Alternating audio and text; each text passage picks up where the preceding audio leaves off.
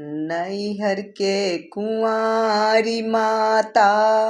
शारदा भवनिया हे मयरिया हमरी ना ए मयरिया हमरी ना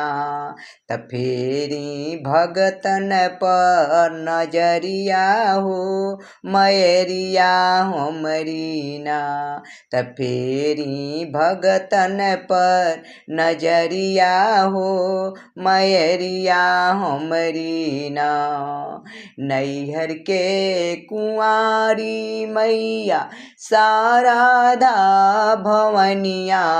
हो मयरिया हमरी ना हो मयरिया हमरी ना त फेरी भगतन पर नजरिया हो मयरिया हमरी ना त फेरी भगतन पर नजरिया हो मयरिया हमरी ना।